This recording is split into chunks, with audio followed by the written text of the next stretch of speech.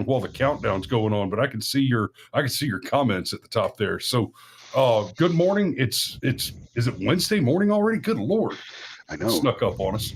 I've got Mario here with us to talk about USAID, AIDS, South Africa, the world's richest African American, Reddit, white people, madness, and spooks galore. Yeah, indeed. All right. So, the fallout of USAID basically being gutted, shuttered, definanced, and then taken control of by the State Department under Marco Rubio. The fallout of that this week just keeps coming, okay? And it will keep coming for a long time, because $50 billion being used at the discretion of a rogue agency outside of the purview of the United States Congress or the president, that's a lot of soft power, okay, that gets wielded by, well, USAID, which could be considered a kind of a gayer younger brother of the CIA, really, and just how much soft power and financial influence it has. And let me put that in a little perspective too. Let me put that in a little perspective too, real quick, Mario. We have a thing called a black budget, where certain covert operations are conducted by various covert units. You know, some of those are CIA spooks. Some of those are, Army Black Ops teams. You're talking SEAL stuff. You're talking Delta team stuff. You're talking team shit like I used to get up to in the sandbox, right? So there's such a thing called a black budget, and that's where line items go, where the activity itself is classified for various reasons. Sometimes usually it's classified because you're trying to protect the identities of the individual actors involved, or you're trying to protect the capability, et cetera, et cetera, et cetera. But the thing about that, so black budget, that's approved by Congress, and that still gets signed off by the president. When your spook groups, when your spies, your covert operators, your clandestine services operators are about to get up to some spooky shit, like, we're going to go buy a hotel in the Philippines and run hookers and blow out of the front, so that we've got the hotel as a legitimate cover, hookers and blow as the criminal front cover to put the local law enforcement off, and then you're running black ops out of the basement, right? That's shady shit. Yeah, that goes through for an approval process. So right, when you understand that black ops units will kill a high-value target just so they can bomb his funeral and mop up his compatriots. Understand all that for context, so that when I say these next words, they have a meaningful impact. USAID is used to fund the shit that's so shady that the spooks don't think the president will sign off on it. Yeah. There's degrees of this of government approval, right, or congressional knowledge, right? So this black budget you speak of, basically it is a lump sum that is not to be audited, that is not to be investigated, that the Senate Intelligence Committee and the Senate Appropriations Committee agree on, okay, in Congress. That's its congressional approval, okay? Now, that's way more money, okay, than USAID's $50 billion. Like, it's way more money than that, okay? But yes, like you said, organization like USAID, okay, which is unaccountable but financed, okay, by the U.S. government, they go a long way towards facilitating those operations by running the various covers, like you said. So yes, they work hand in hand. USAID, if it needs to be, is a direct extension of CIA soft power. All right, in any region in the world, okay, they can always use the NGOs towards the set goal of the administration or CIA or the Pentagon. All right, they work hand in hand. So, trying to peel away the distinctions between them can be difficult at times. So, but what we're talking about, like Obama approved drone striking American citizens in foreign countries. Yeah, and. So that shit goes on, and USAID is where we go for the stuff that's too shady for the president. Well, USAID would be financing the basically the free tetanus shot clinic that the said terrorist would go to, like to get a tetanus, to basically get free medical aid, and while he's there, his biometrics are getting documented. You know what I mean? Like, I've been specifically involved in operations like this. Okay, I ran one like that where we had everybody with a motorcycle come in to get their registration done for free. And we told them it was to help prevent local Al-Qaeda operators from stealing their motorcycles, and if they did get stolen, we should be able to recover them. And yeah, 100%, we were collecting biometrics. That was the whole point. That was why we were there. Yeah, it's fast. Which, by the way, doing biometrics collection like that in one of these countries is hard work, because their hands, without exception, their hands are so filthy, that they have to be scrubbed with something like a Brillo pad to get a fingerprint off of them. Yeah, it's hard to get a fingerprint when the surface area is covered in shit stains. It's and no hyperbole. Yeah. Pit Daddy mentions that USAID money. That's not shit on my hand, son. I am standing in your turd. Indeed. Okay. And yes, that is correct, Pit Daddy. The overthrow of Bolsonaro in Brazil is another example of USAID being used for corrupt or for partisan ends. All right. All right. So let's get into South Africa here. All right. South Africa has recently passed a new law, a land expropriation act. All right. Now, we have had land expropriation acts in South Africa going back since 1975. In 1975, even under apartheid rule, they did have a land expropriation act, which essentially functions just like eminent domain in the United States. Okay, where the government except without that whole pesky pay the landowner thing. No. They did that. So they had a eminent domain. Okay, in 1975, where if it's in the vital public interest, the government can seize land. You're talking about the old one. Yes, the old one. The new one is different. Not the new one. The old one. Yes. So you can seize land, and then you have to compensate the owner. All right. So then there was further land reform in 1994, which is when the apartheid regime ended, and the communist terrorist Nelson Mandela assumed control of the country. Which was much the same thing, except the land could be taken specifically towards the objective of racial equality, all right, racial equity, basically. But even then, under the 1994 bill, all right, when ANC first took power, African National Congress, which is the government, effectively one-party state is what South Africa is. Right. Okay. They'd still have to pay. This is essentially the South African situation is essentially the Democrat Party, most especially groups like the Democratic Socialists of America. This is their wet dream. South Africa is basically DEI, okay, the country, all right, from its foundations. In 1994, the new constitution was based on a sort of a racial equality that would require sacrifices and gibs, okay, from the white minority to ensure that the government was fiscally solvent and viable. All right.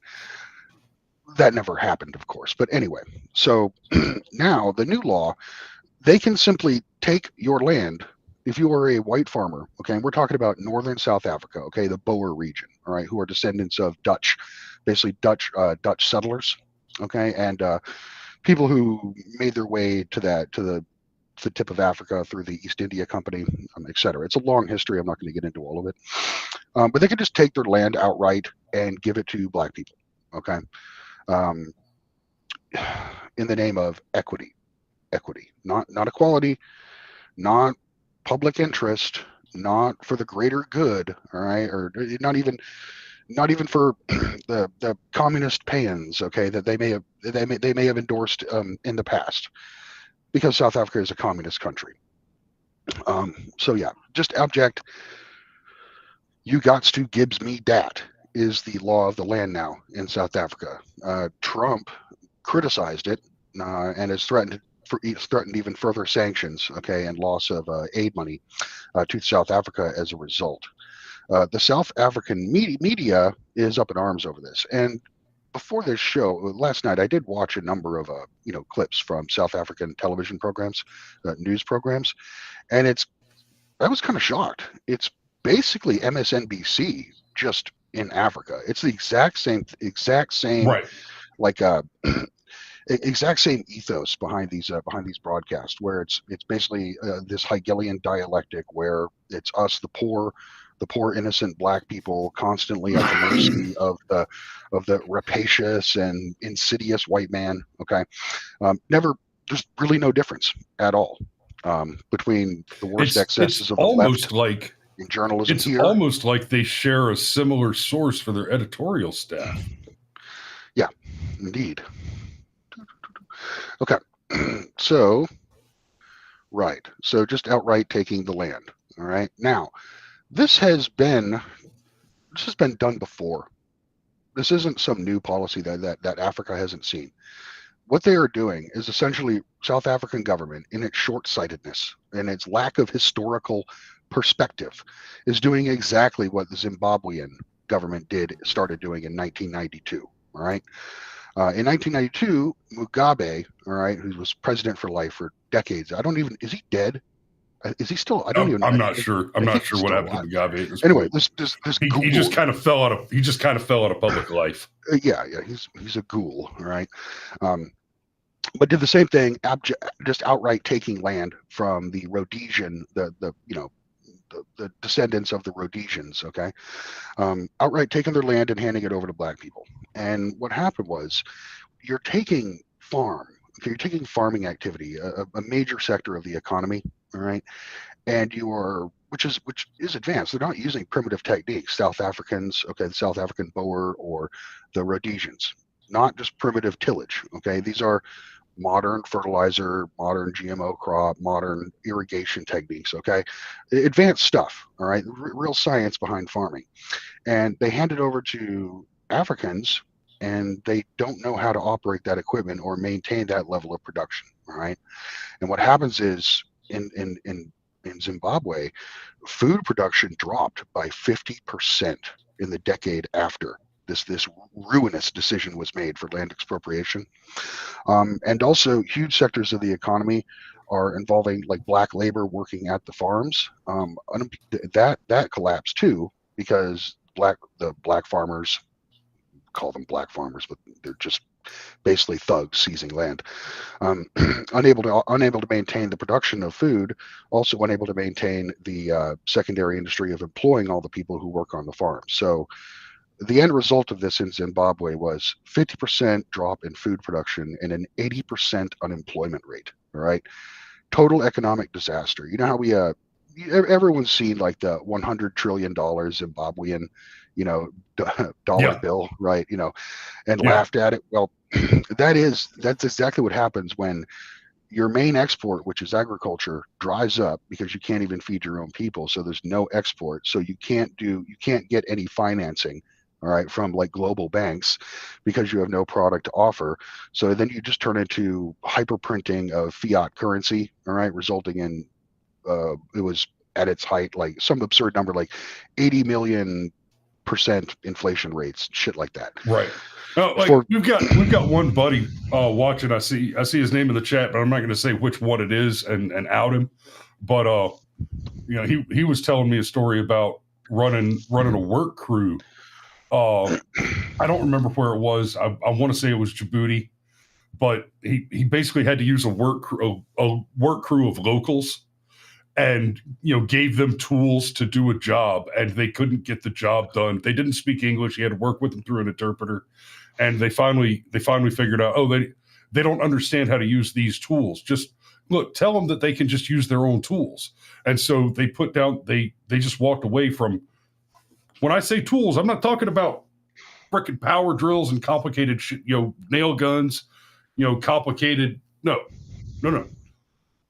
Saws, hacksaws, and hammers, right? They're doing like a frame job. They come back the next, he tells them, you can use whatever tools. We don't care. Just get the fucking job done. They come back the next day and they're driving nails with rocks.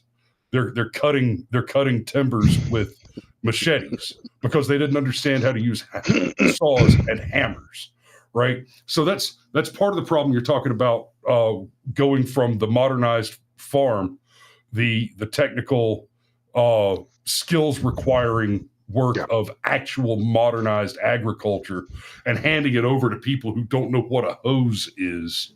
And then the other thing, we've seen this similarly everywhere. Everywhere that you have communism in charge, collective farms in the USSR, the same thing in China. In China, right? Same thing in China when they did it, they we had 4 million people starved to death this year. Obviously, that's because the farms aren't doing the work that we expect them to do. So we're going to confiscate more farms and hand them over to more of the lower class, the deserving poor, because the right people aren't running the farms. No, son, you had 4 million people die because you took the farms away from the people who know how to run them. And what happens the next year? It's 8 million. The year after that, it's 16 million. They had an exponential growth in death. The Holodomor was a little bit different because the original point was to starve the people out there. Yeah, that was a murder operation. There was that was a straight murder operation. Yeah. But in every other case that you've had, and I bring it up because it's important that there's a distinction there. In every other case where communists take control, they say, "Oh, you're rich, you have things. Well, we're just going to take that from you and give it to somebody who doesn't have it, because that's fairness." And as soon as that idea of fairness and justice gets its hands on you, your people will die. Yeah. Yep. It's the you gots to gives me that mentality. Mm-hmm. Probably one of the most egregious examples was in Cambodia, where Pol Pot literally just did mass population transplants, where he took all of the urban professionals, out of the cities, who were, the kulaks, if you will, like the oppressor class, sent them out into the fields to grow rice, and then brought all the people from the fields into the cities to, I guess, basically just be revolutionaries, because they weren't going to be, we're talking illiterate people. Like, what are they going to do? So, yeah, it's equity. Anytime you hear someone talk about equity, it's only like a few jumps away from communism. It's the same politics of envy. All right, where if somebody has something, has achieved something, has some wealth, land, property, etc., then in their mind, the only reason that person has that is because they stole it from the people who don't have it. This is the communist mindset, and this is very much the African National Congress mindset. All right. Let me see if I can find the. Let me see if I can find the thing. There you go. Mm-hmm. Okay. This is I actually had a professor show this to us in a college class to explain how this works. Mario, do me a favor and mute your camera for a minute so they can see the tags on the bottom here. Sure thing. Right. Okay, so you guys can see from left to right, it says equality, equity, liberation, and they're making the point that in the first one, everybody's given the same thing, right? That's basic communism, right? Everybody's from each according to his ability and to each according to his need. Or no, that's basic redistribution. Then you get the straight communism, from each according to his ability and to each according to his need. You see the little midget guy just gets the stack. And then this at the end, it says liberation over here. And what you have there, like that's the end point. That's the objective. There are no ticket sales. And right, you do away with the border, you do away with the blockade or whatever, and open it up to everybody, so that now there's not even any ticket sales. And what that last line, the liberation one gets wrong, is in that image there are people playing baseball. Correct. And there are not just that. There are people playing baseball, and there are people who paid money to watch people play baseball. Correct. And now that you've broken down the barrier of having to buy a ticket, now there is nothing is financing that game. And that game will cease to exist. There should be a fourth panel where it shows empty stadiums, okay, and a muddy empty in field. This image, if this image were accurate, you'd have these three guys standing here just completely bored because there's nobody playing baseball, and those stands would be empty. Correct. And let's be real, there wouldn't be any grass here either. It would. Right. And okay, so and maybe if you tore down those walls, all the grass is dead and gone and half of the bases are missing. Maybe you got some kids out there playing stickball with a broom handle and a rock. But you don't have a crowd coming to watch it and nobody's getting paid to play. Yeah. Now, there are places. There are public parks. Hell, there's nothing to stop me from putting a baseball field on my property, right? There are places where you can just throw down 5, if you build slivers of cardboard to mark the area and play baseball. If you just want to play baseball, sure. But a big commercial game where you have the correct number of players per team. Right, you're not running around saying, "Hey, man, we need one more player." We've only got half the players, so we just won't have anybody on second base. It goes to show, like, one of the key foundational requirements for any type of advanced economy is property rights. Without property rights, and that's exactly where I was going. Where I was going to with this, nothing. Okay, without property rights, there is nothing. There is no basic physical security. Okay, in the ability to acquire capital and invest that capital, as you so choose, to create. And we talked about this. We talked about this a little bit vis-a-vis the LA wildfires, right? They were talking about, well, you can't go back to your homes yet. We're estimating it might be 6 to 18 months before you can be allowed back into your homes. And we did a show the other day where we brought up the press conference with Trump and Mayor Bass, and Trump said, a week is an awful long time. We'll let them back in today. Yeah. You think? Maybe kind of, huh? And I pointed out then, it's like, listen, if you're going to send armed men to stand guard on my property and deny me access to it under any circumstances at all, right? I don't care if there's an active volcano going off on my property. That is my property, right? It may be in my best interest to make the prudent choice and not go climb into the active volcano. But if I don't have the right to make that mistake, if I am ever denied access to my property by the government, then I've been defrauded.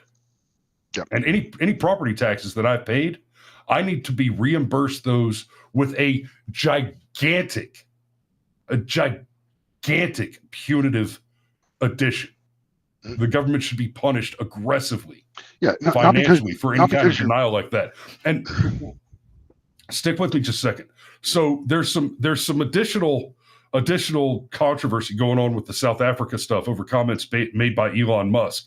And we're going to try to get to that in this show, but I want to come back a little bit to, and this is, Elon Musk again. There was a court finding in Delaware against Elon Musk, right? This goes to the property rights thing. So Elon agreed. Tesla's board agreed to a massive compensation package for Elon Musk. Right. And I mean, it was $50 billion or something. Yeah, it was a huge compensation package. A huge compensation package. But when Musk negotiated that package with the board, he said, unless we hit certain targets and like I just want to gloss over this a little bit because I don't have all the figures right in front of me, but he basically said unless we hit certain business objectives, a certain market cap, a certain level of production, a certain level of expansion and growth, unless we do these things, and they were all outlandish. They were all like, most reasonable people looked at them and said, it's impossible. You'll never hit those goals.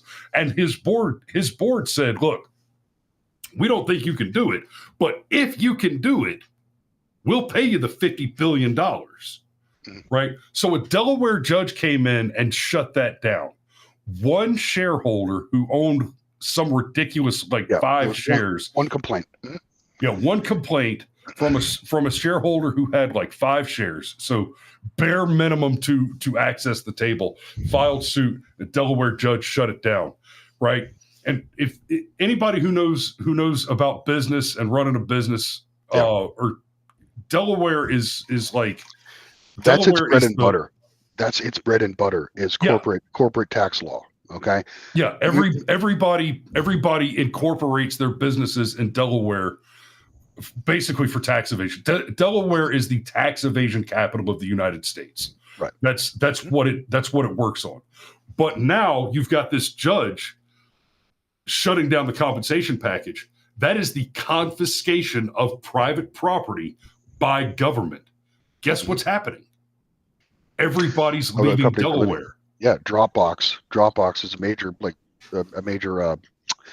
technology company. Yep, Dropbox is leaving. Bill.com is leaving Delaware. Yep. Meta, that's Facebook, is leaving Delaware.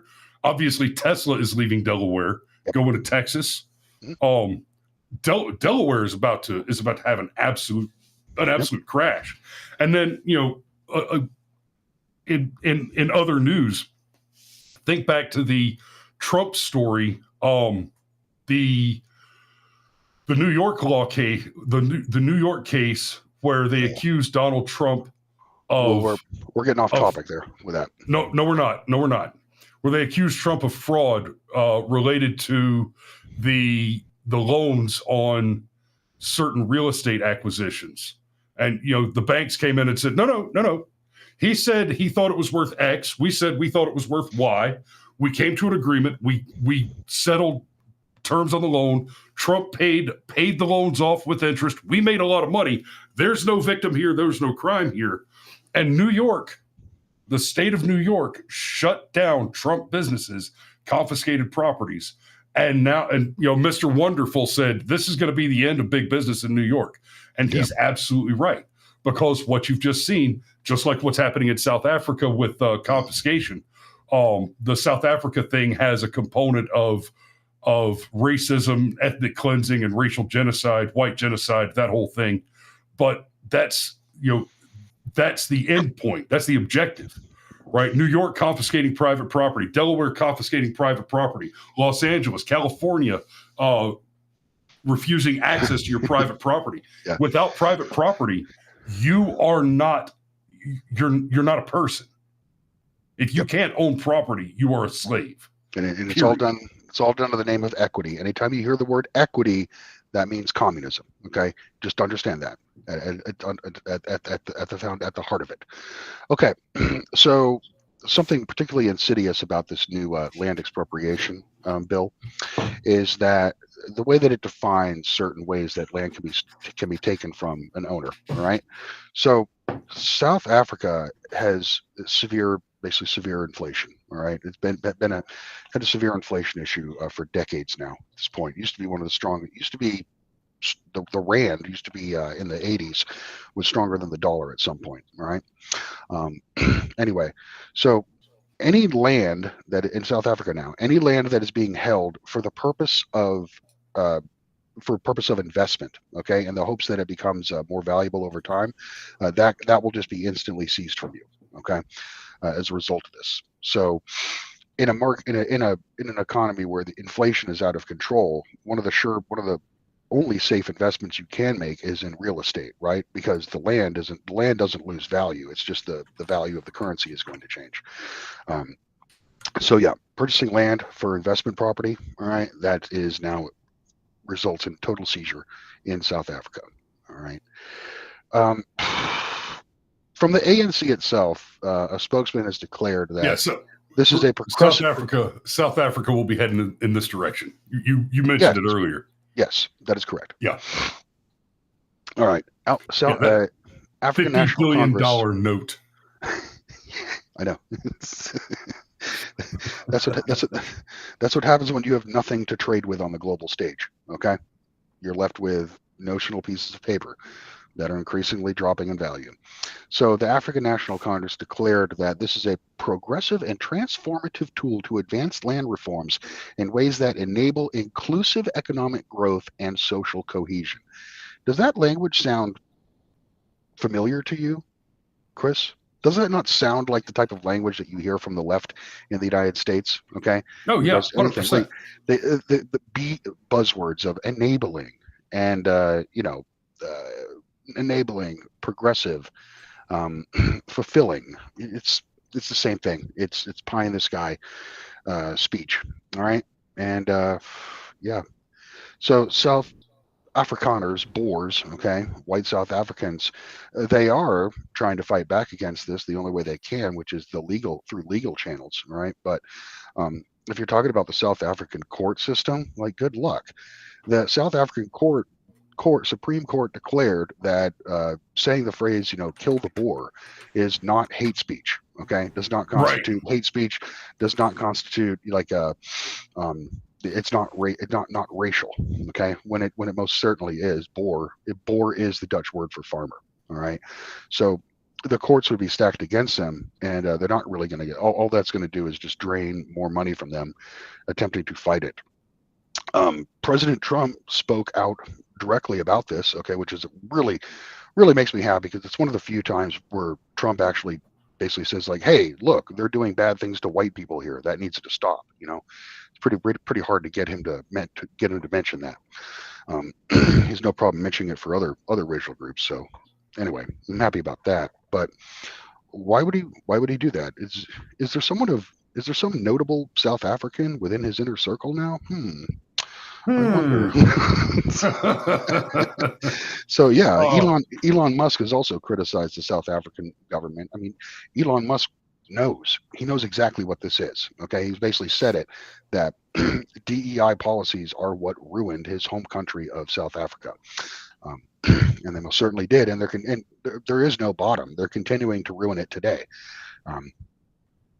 South Africa is a country that can barely keep the lights on at this point, because all sectors of the economy have been broken up in the name of equity and handed off to people who are not qualified or incapable or unwilling to actually do the function that is required, which is maintaining energy supplies, maintaining agriculture, maintaining roads, etc.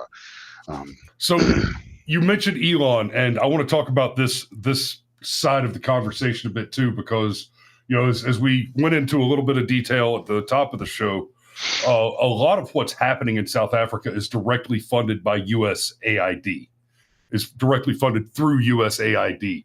And of course, Elon famously and recently shut that shit down. Well, this is an article from Indy100.com. And guys, I promise, go Google Reddit/white people Twitter, and all the articles read about the same. It says that the Reddit page banned after facing criticism from Elon Musk. I'm sorry. That sounds like Elon Musk is throwing his weight around to silence people and stop them from criticizing him, or that his criticizing people is enough to get them. Oh, I see. Some of the screenshots say Muskrat's Doge henchmen have been identified. It's time to do more than dragging names. Let's drag their necks. Let's time to hunt. I'll say it. This Nazi stooge needs to be shot. And other comments sharing a similar sentiment. Oh, I see. The entire Reddit sub chat was just straight up people making death threats, not just making death threats and specific calls to action and demands that Elon Musk and the staff of Doge be murdered, but they were sharing doxing posts about the same people. right? So it was we want these people dead, and oh, by the way, here's how you find them. Here's who they are. Please, if you're close, go make it happen. And that gets reported by the news as banned after facing criticism from Elon Musk. Well, you do not hate the press enough. I know. It's really funny because, you know, the right wing, the online right wing sphere, okay, has been well aware of, you know, what you can and cannot do online for years now. Okay, starting with, like, you know, the wave after wave of deplatforming, debanking, cancellation, getting visited by the FBI for a post, okay, stuff like that. So the right wing is well aware of what constitutes like Fed posting, okay, what you can and cannot get away with saying online. The left has never had to abide by any sort of rules such as this online. Okay, they've always been able to let their freak flag fly and basically be as violent and, you know, calling for violent, you know, as much as they want. Well, that's because they've always been the trans-fed agents. They've always had, yes, they've always been in charge of the agencies that would be overseeing and governing such activities until now. So it's funny to see them get their just desserts. They have no idea what they're doing. It's like we on 4chan, okay, we'll screen grab all this stuff off of Reddit and post it, and we'll basically just laugh at it, like, you know, man, these guys are crazier than we are. What the hell is going on?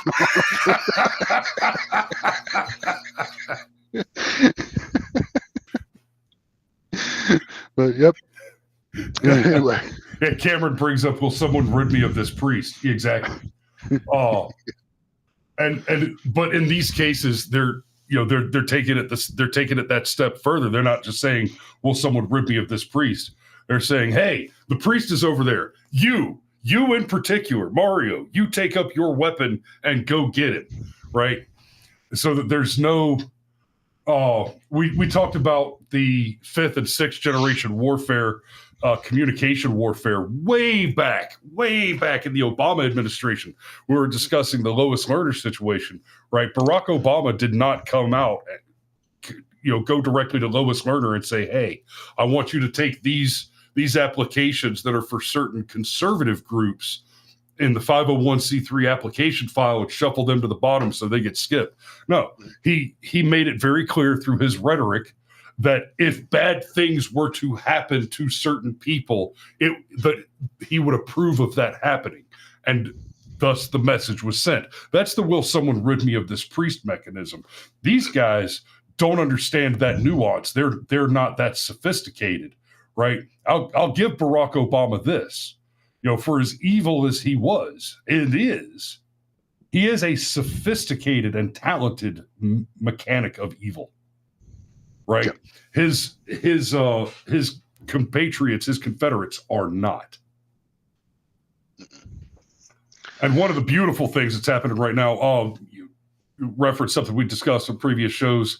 One of the things that's going to help all of this kind of improve over time, we're seeing a lot of people quitting a lot of agents just quitting the FBI now. We're seeing the FBI protests. We're about to see God's willing, Kash Patel get confirmed, and just go in and start firing everybody.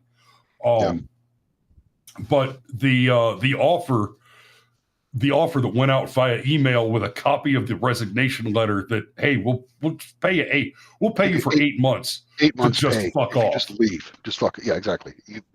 The CBO estimate was that between 5 and 10% will accept that. I think they have till I forget what the date is now, but I think it's to February 16th. They have to accept the offer, but to date, a little over 20,000 have accepted the offer. Yeah, they should. And those are the smart people. In fact, maybe those are the ones who should stay. Anyway, and in fairness, you know, if you've got 1 year left till you collect your entire retirement package, you're not taking the deal, obviously. Yeah. Right. So, you know, as much as I like the offer, hey, you know, resign, we'll pay you for 8 months, go away. I love that. The fact is that where the real problems lie are at the tippy top. And those are the guys that have been there for, 15, 16, 20, 25, 30 years. And they're, and hey, in fairness to them, even if the work they do is evil and horrible and they're bad at it, I'll grant that if I were in that position, if I had been a complete shitheel for my entire life and all I had to do was keep shitting in my desk for the next, 2 years, 3 years, even 5 years to collect a massive retirement package, I'd sit around and keep shitting in the desk. So unfortunately, the deal's not going to get rid of the worst offenders. Those will have to be excised directly, identified by the Trump administration and by Doge, and probably a lot of them, even outside of the FBI, are going to be identified by Kash Patel. And nope, we're done with your shit. You're gone. And so, some of those, there's actually going to have to be congressional action involved in removing their vested benefits. The military desperately needs a force reduction as well at the very tippy top. Okay. Yes. We have far too many 4-star flag officers. Okay. 3 stars, etc. Yeah, the military doesn't so much need a force reduction as a haircut. Yeah, exactly. we don't need to get rid of infantry. Okay, far from it. We need to get rid of 4-star generals who ride desks in DC and the Pentagon, and whose input is effectively a footnote on some slides that some SES guy, was part of his morning briefing. No, absolutely not. In fact, I would love to see Hegseth just identify useless generals. Mm-hmm. Identify their exact violations of UCMJ, and just okay, Article 15, you've been demoted to private,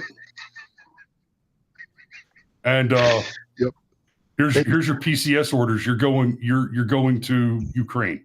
I've seen that happen a handful of times in the military. I can't imagine, the army is really big on suicide prevention. You know what I mean? But taking someone from 06 and making them an E1, come on. What are you doing?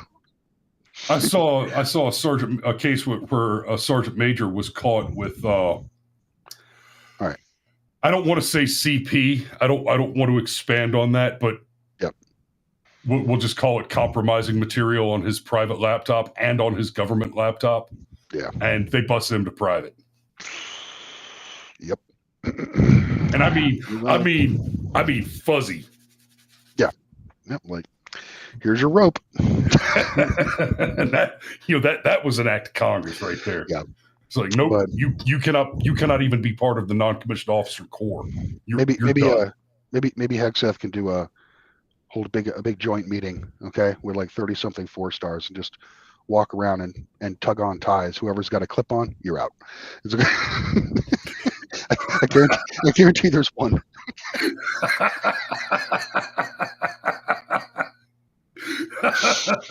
Anyway, so to bring it back to South Africa some, okay? Now, there's a $400 million program, all right, that USAID and other U.S. government outlays pay for, okay, in South Africa. It's called PEPFAR, all right?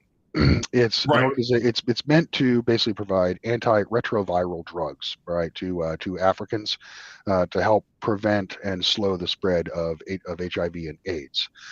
So that money, some of that money was canceled with the fall of USAID, and Trump is threatening to cancel more of it if the South Africans don't drop this communist Pol Pot land seizure that they're attempting, or Mugabe land seizure that they're going to attempt. And the South African media and U.S. media, okay, shitlib media, are up in arms over it. Basically, of course, it's racist, don't you know? Right. So South Africa is going to lose that money, and I love how they act. The media and the South African government, okay, the left in general, will act as if shutting off money, all right, for programs for Africans basically emphasizes some kind of malice, okay, racism on behalf of white people. But what they never ask is, well, what can Africans do themselves to slow the spread of AIDS and HIV on the continent. Maybe they could change some cultural practices, perhaps, right? But no, that's never brought into the equation. The equation is always that the African are helpless children, and they are subject to the cruel whims of the white people. And I don't know, if I was black, I'd be embarrassed by it, to be honest. Yeah. Yep. So cutting off the AIDS money. Now, that $400 million, do you really think that $400 million, like all of it, or even 90% of that money actually results in pills, okay, or injections for the Africans themselves? How much of that 400 million do you think is cleaned off the top by South African officials and in administrative costs, okay, to distribute that said aid? I guarantee almost probably about half of it finds its way into the pockets of corrupt South African officials, okay, or corrupt South African medical. At least half of it. At least half of it. And I doubt you would have to dig. I doubt you would have to dig very far to scratch the surface and find where those same corrupt South African officials are making direct payments to various Democrat, Senate, congressional, etc., political candidates. I tell you what, you want to get an education on the just absolutely corrupt and incestuous nature of the Democrat Party. Go pick a couple of random Republican politicians. Go look them up on Open Secrets, and you'll see the organizations that contribute to them. And then go do the same for a random handful of Democrats. And one of the big differences you'll see, there's a bunch of law firms giving to the Democrats, and there's another key difference that'll shock you, or it should shock you. You know who gives a lot of money to Democrats, to Democrat political campaigns? Trial lawyers? Other Democrat political campaigns. So money laundering. So you'll see, like, I don't want to use any particular. So you'll see Democrat A, and then you look them up on Open Secrets, and you'll find, hell, you know what? Let's call one out. Let's look up. Let's look up Schumer on Open Secrets. Well, I know one thing: you're going to find IPAC on either side. Yeah. Speaking of which, like this will be instructive.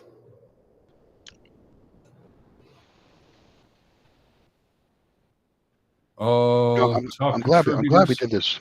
I'm glad we did this show on South Africa, but like the news just won't stop these days. I mean, there is no shit. We are flooded with material. Okay, I mean, I guess it's a good problem to have. Okay, so here's Chuck Schumer, right? Who's number one with a bullet? All right, private equity, Blackstone, energy, Paul Weiss et al. Like I said, Newmark Group. Who the hell is that? Kirkland and Ellis, right? Those sound like Google, Corning, Microsoft, American Express, related companies. Sullivan and Cromwell, right? A lot of lawyers, and I'm not saying that all of these lawyers are necessarily money laundering, but some of them are. Some of them are your Perkins Coie and those guys. Delaware North companies. Looks like he's smart enough not to do it.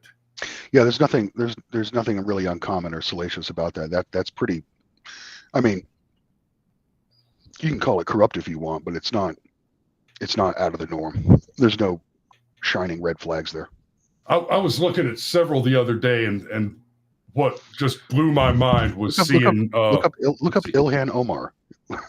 Hang on. Something sketchy there. I saw Ted Lieu's campaign was making contributions directly to another Democrat. There was one Democrat in particular, and I can't remember which one it was. It was one that I was making fun of on Twitter. but Ted Lieu was making contributions directly to her campaign through his campaigns.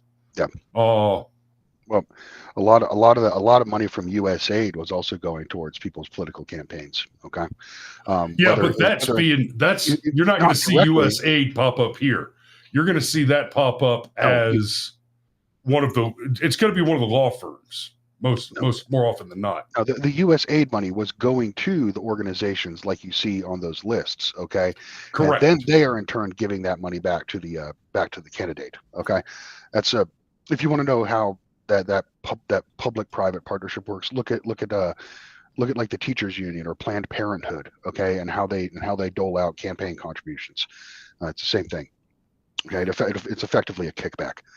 All right, so right. I think that's about all I've got. Yep. For this morning. I don't want to get into the whole. I don't want to get into the whole like we now own Gaza thing. I mean that dropped last night, and I'm like, man, I'm like Trump, you got to slow down. You need to slow down a little bit, buddy. I firmly believe that's one of the big ask things, and I believe that largely because if you watch the conference where he made the announcement, you can see Bibi Netanyahu standing there next to him. He's like, "Wait, what?" It was clearly news to him. I wonder, but yeah. So where are we? Well, I guess we'll have to do a show on that when more of that fleshes out. Here we go. Here we go. Here's one. So this is Congresswoman Melanie Stansbury. Progressive Turnout Project. Okay, that's elect Democrat women. Okay. Oh wait, what's this? Jeffries for Congress? What? Ted Lieu for Congress? Wait, what? Why are your, so that's going on. That's what I was talking about with the incestuous nature of it. You start digging down these, you'll find the same thing with all the other Democrats largely, but this is open secrets. We're only looking at the top 100. So in the case of Melanie Stansbury, in her top 100, you've got number 58, Ted Lieu for Congress, etc. So just naked incestuous money laundering going on there. So Indeed. All right, but I think we've pretty much beat this horse. You got anything else you want to close on there, Mario? No, I just understand anytime you hear the word equity, okay, we're talking, it's basically communism dressed up into something palatable that you might swallow in your ignorance. Okay. Yes. That's all. All right, guys. Thanks for watching this morning. Be sure to like, share, and subscribe. And that's like the share thing. Share. I cannot stress that enough. We love comments in the comment section. That helps feed the algorithm. But this show is not getting recommended to people on front pages and stuff.